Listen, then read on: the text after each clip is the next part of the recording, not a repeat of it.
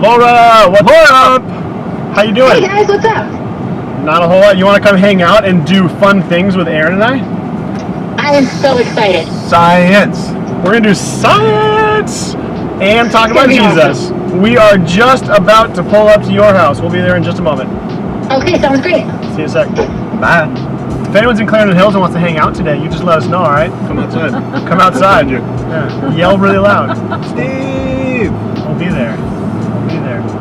Laura, can you tell us just a little bit about yourself, your family, your world, what you do? Yes. So we are now living, of course, in Clarendon Hills. We moved from Hinsdale last year, and I'm originally from Michigan.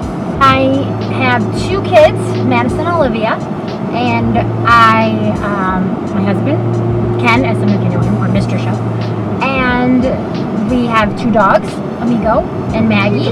Maggie's a new one, and she has been a challenge, but she's pretty fun. And Amigo we've had in New Mexico, which we used to live in New Mexico. That's a fun fact. Can you tell us a little bit about the origins of your faith? Yes. So I grew up going to church. My mom and dad would bring me when I was a kid, and I remember walking by the cradle roll classroom as like a toddler. So that was something that I was in when I was really young. But I grew up going to a Church of Christ, and so it's a non-denominational church, but it's very routine. And so there were certain things we did every time we went to church. Like we took the Lord's Supper every Sunday, and we went on Sunday morning, Sunday night, and Wednesday night. Those were like our service times. And so Sunday morning was also youth worship, which was fun. And so I got to hear a lot of Bible stories as a kid, which helped a lot when I got older. And then when we moved to a different church, we went to another Church of Christ. And so my friends were always part of that group. The really great thing about growing up in a church is that when you find one in another place, so when I went to college, I knew I wanted to go to Northern Michigan University, not only because it was a great teaching school, but because there was a Church of Christ not far from campus. And so I knew I would already have a community I could be part of. When I moved all the way across the country to New Mexico by myself, there was Gallup Church of Christ, and I was able to find that. And so I helped teach Sunday school and things like that, and really get involved. And they furnished my first apartment. It was just they kind of take you in. So right after church on Sunday mornings, either at college or in Gallup, they would invite me to come over to their house and eat lunch with them and spend time with them. And so anytime I felt like I was alone or unsure, there was someone at church that was inviting me to do something, and it was really great. So I definitely encourage anybody that's going away from home or anything to find a church that they're comfortable at, because there were times where I was by myself 1,500 miles away from my parents, and I could call someone at church and I could get help, like fixing something in my house that was broken or dealing with a car problem or whatever, and I always had support. Yeah, that's so cool. It's one of the best things, or I think it's church at its best, right, is that we look out for each other. We have each other's backs. They're in a place, just a ready-made community that's going to be there for you. Right. Allie and I have felt that too. We just bought a house, and we've had some things that need repaired and some things that we need more help with. And there have been person after person after person from church who's just showed up to help, and showed up to help paint, and showed up to help carry things, and helped us fix our AC, and helped us with our plumbing. And it's just the church. The church just has carried us through so many different things.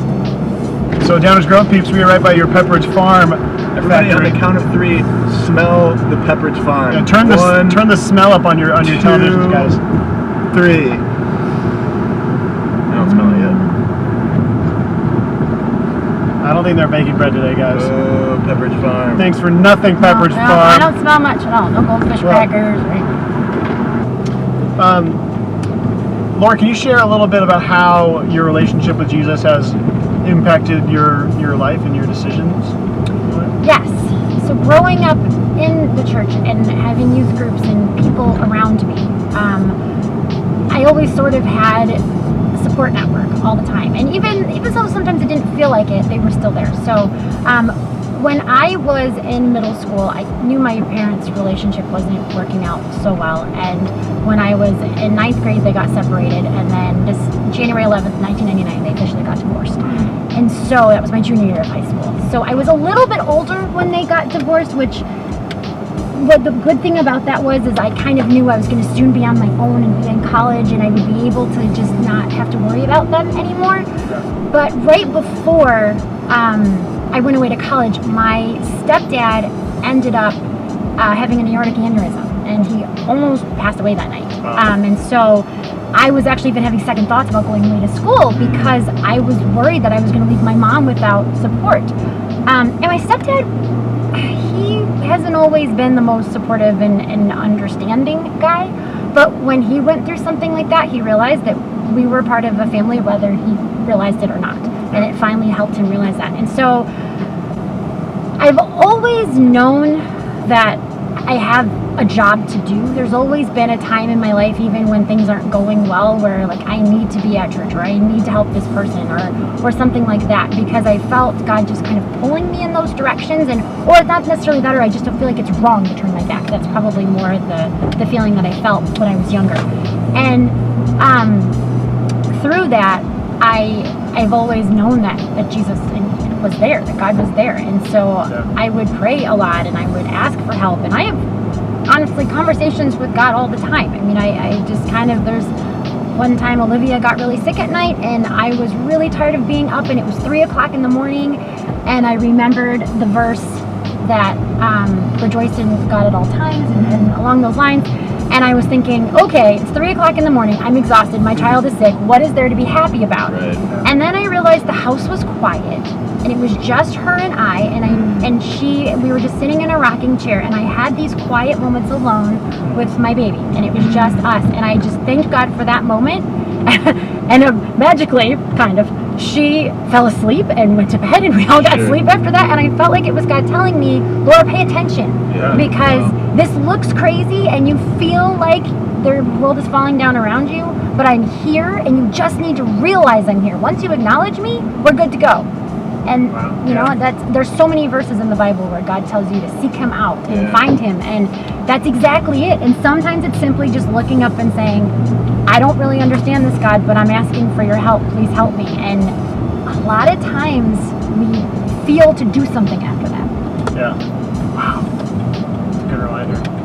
So yeah, I'm struck by it. There really are a lot of our students who carry heavy things and who are experiencing hardship like that. Their families are in their school life or in who knows what, right? But something that's so just true and just true is that God is there, and God is with you, and he's not going to leave you, he's not going to forsake you, he's going to guide you through it, and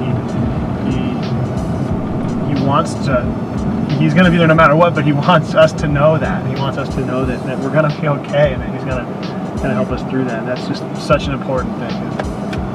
His unfailing love, his love is unfailing. It doesn't change. It doesn't go away. It's not going to stop. So, wow, thanks for sharing that.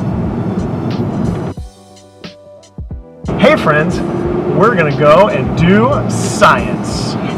Science. And I think explode some things. We'll find out. We're definitely exploding things. We're definitely going to explode stuff. Yep. Really fun.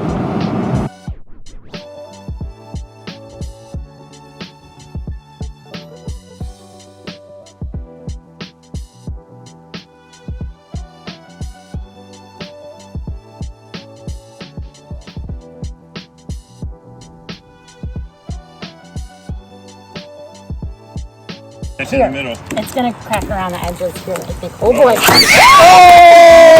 Oh! That was amazing! That was awesome!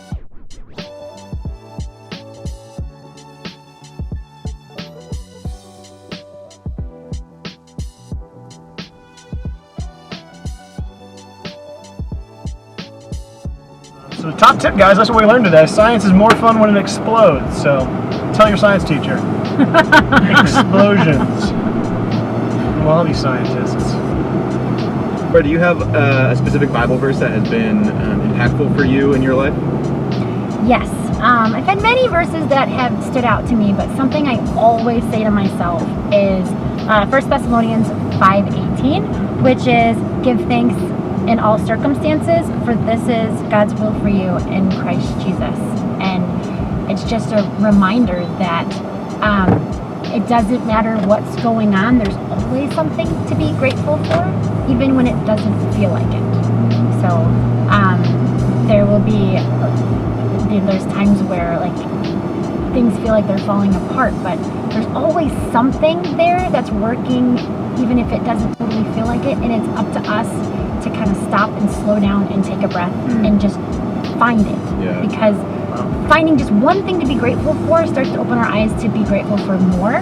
And that's really the grace that we give ourselves and each other that God intended for us to have. Laura, if you had one challenge for our high school and middle school students, what would you challenge them with? I have been thinking about this a lot because this is, I feel like the things I've gone through in life are because I can share with others what I've been through and help them through things. And so there's a couple of things that I really think. One is that, start off with the verse, when there's something going on in your life that you just feel like you're alone and you don't know what's going on and you feel really upset, whether you can control it or not, to simply take a breath and stop and look for something to be grateful about. That is the first challenge. I think that's really important to start.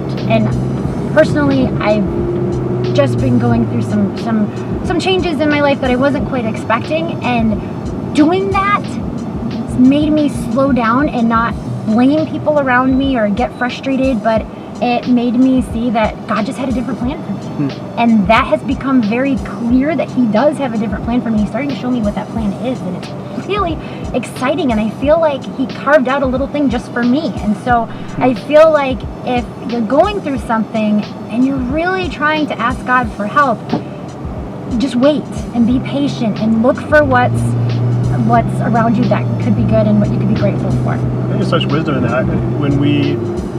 When we focus on just the negative, it's easy to get stuck almost. We fixate on what's wrong and what is hard, and it's so hard to move on from that situation. But God's call for us is to forgive and to trust, and when we are able to look at the positive and look at the bigger picture, then we're almost always in my life, we have a new perspective, and then we're able to see the bigger story of what God's doing. Absolutely. And then we can trust Him more, and then we're able to do more. God's always doing something. I heard someone say recently, God's doing something like 10,000 things in your life at any given point, and we're aware of 3 of them. That's He's so doing true. stuff, yeah. And you know, just our world today is wrapped up in negativity. Social media has exploded because of negativity. There's just ways everyone wants to vent to someone or do something. And venting isn't always so positive. I mean, there's a way to get things off your chest, and there's a way to just put others down and put yourself down because you're venting, and it's not the best thing to do. But taking a breath and stopping and being still and just trying to look for something really helps.